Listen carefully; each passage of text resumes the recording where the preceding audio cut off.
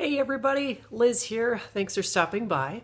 So, I'm starting up a new series actually, and to kind of go more into it, I'd like to do a little bit of an explanation first. So, where I am right now is in Minneapolis, and for the next year, next week actually, Saturday, I get the movers to move out.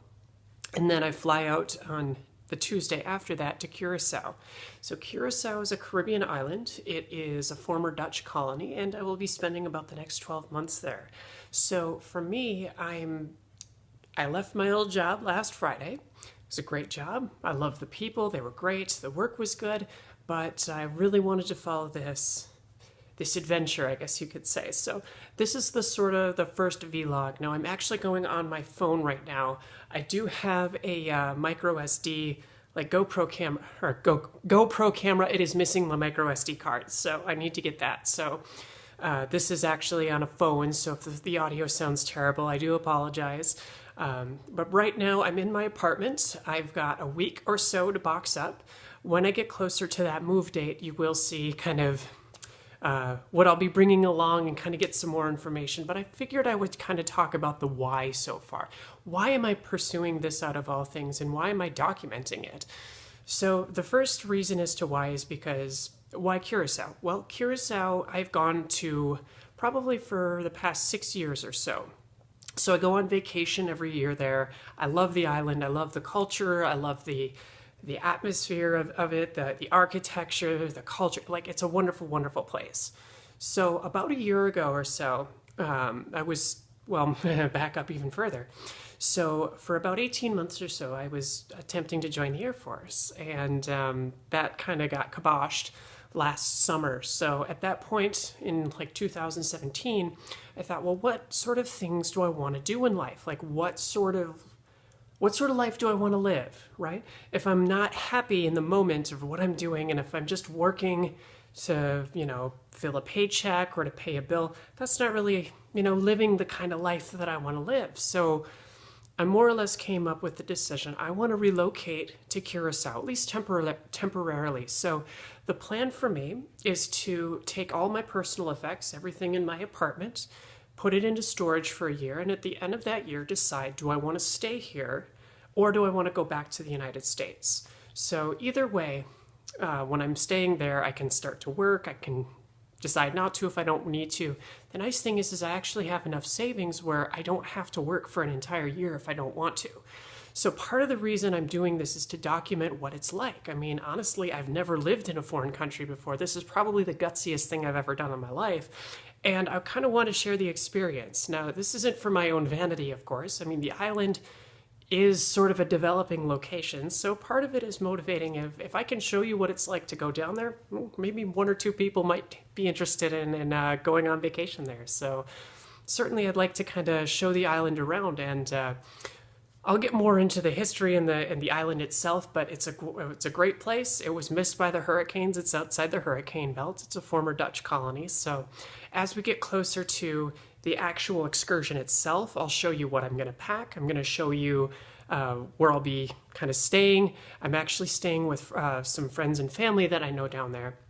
Every single year I go down there, I stay with them. So, and I'll go more into the the residency requirements and all of that. But part of the requirements is if you're going to stay there for an extended amount of time, you have to have a set amount of savings to compensate, or you need to show the government that you also have a job.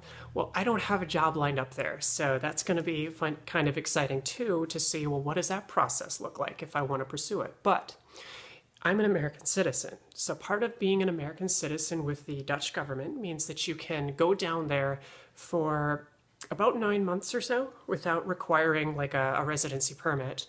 And as long as you have funds to show for each month you're there, there's no problem. So that was one thing that I did this past year, was save up as much money as I possibly could to, to show that not only do I have those resources, which I have that and then some, but I also was wanting to save up to buy a house.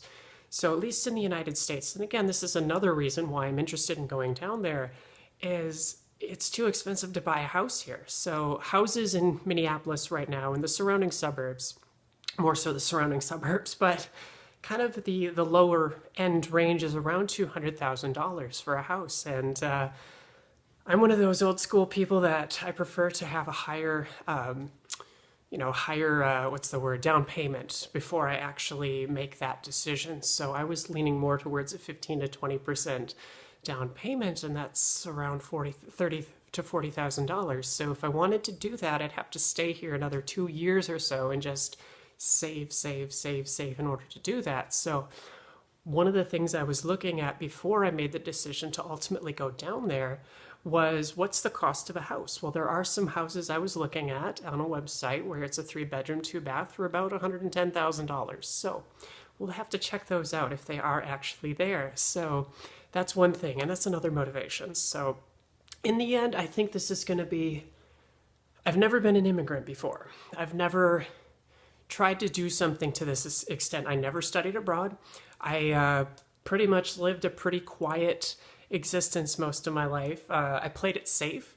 At one point I wanted to be a cop and I wanted to be a soldier, but that was probably the most it got. And like I said, that didn't work. So this is the next stage, as to what sort of thing do I want to pursue to be happy in life and to live the kind of life that I want to live.